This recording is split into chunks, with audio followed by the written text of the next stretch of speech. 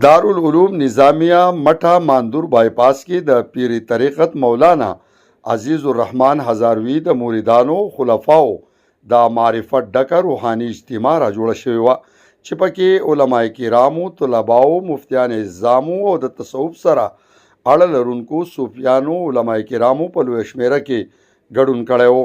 د دغه روحاني سترې اجتماع په هکله امیر جمعیت علماء اسلام مټ تحصیل قاری مولانا رحم الله د انډس نیوز نیټورک همکار سید امین الله سره تفصیلی خبرې اترې کړې دي. نوموړي په دې اړه نور څه ویلي، راځئ چې وایورو. جی همدرد صاحب، دا وخت زه په مټه ماندور کې موجود یم. دلته یو اجتماعي پروګرام دی. نورې خبرې به زما سره مولوي صاحب وکړي. مولوي صاحب، دا پروګرام د څه دی؟ بسم الله الرحمن الرحیم. ډیره مننه امین الله صاحب، ډیره شکریه.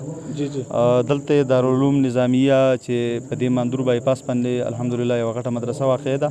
د الله تعالی په کرم فضل مهربانۍ سره دلته نن خالصتا روحاني اصلاحي اجتماع چې دا اجتماع هر 15 میاشتې بعد یا 6 میاشتې بعد د پیری طریقت رهبری شریعت حضرت اقدس حضرت مولانا عزیزالرحمن هزاروی رحمت الله علیه د مریدانو د خلفاو سالکینو خالصتا روحاني اجتماع کیږي او دې ته بیا لوی بزرگان اکابرین علما کرام تشریف راوړي او خالصتا چې کوم دی نو د اعمالو د اصلاح او دین ته د رغبت او د آخرت د فکر او د غم په حواله سره چې کوم دی بیانونه کیږي، په دې کې نطقوانیانې کیږي. نن دلته کې یو ډیر لوی عالم د بونیر د خاورې یو ډیر معروف شخصیت او ډیر بزرگ شخصیت پیری طریقت حضرت مولانا عبدالحلیم صاحب المعروف سابق صاحب او د هغې سره زمونږ مهمان خصوصي کوم چې له پنډۍ نه تشریف راوړی دی چې هغه زمونږ د حضرت اقدس صاحب رحمت الله علیه فرزند ارجمند دی او د هغه خلیفه دی حضرت مولانا مفتی اویس صاحب دامت برکاتهم العالیه، هغې هم تشریف راوړی دی. او دا اجتماع د مازدیګر نه شروع شوې ده. یو نشست اوس تکمیل ته ورسېد. انشاءالله د ماښام د مونځ نه بعد به دویم نشست وي. بیا به د ماسخوتن د مونځ نه بعد چې کوم دی نو څه وخته پورې اعمال بیا به سهاره پورې چې کوم دی د آرام چې کوم وخت یې په هغه به آرام کوي او بیا به سهار د اشراقه پورې بیا نور معمولات بیا به اختتامي دعا د اشراق په ټایم کې کېږي انشاءالله.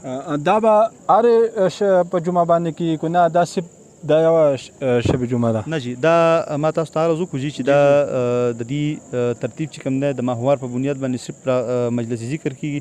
مجلس ذکر کې چې کوم دی دا دغه مریدان چې کوم د هزاروي صاحب دي دي راجمع شي او صرف او صرف د آخرت او د ذکر په فضایلو باندې د ذکر په اهمیت باندې چې نن په دې وخت کې د ګناهونو بازار هر طرف ته ګرم دی، د ګناهونو د کثرت د وجې نه هر طرف ته پریشانی ده، هر طرف ته مسایل دي، مصائب دي، آفات دي، د الله طرف نه عذابونه دي. د دې واحد حل چې دی الله طرف ته رجوع ده. د رجوع الله دپاره بهترین ذریعه ذکر الله دی. د ذکر الله په اهتمام سره په هره میاشت کې چې کوم دی یو مجلس کیږي او بیا داسې اجتماع لکه څنګه چې نن مقرر ده دا 15 میاشتې بعد کیږي. نو هر 15 میاشتې بعد دې ته لوی بزرگان راشي او لوی بزرگان چې کوم دی نو بیا عام مسلمانانو ته بیا خاص کر چې کوم د هزاروي رحمت الله علیه مریدان دي هغې ته د فکر آخرت د قبر د تیاری د اعمالو د هغې چې کوم دی نو وعظ کوي، نصیحت کوي او مطلب دا چې آخرت طرف ته د ترغیب او د رغبت په حوالې سره چې کوم دی بیانات کیږي. جی مهرباني.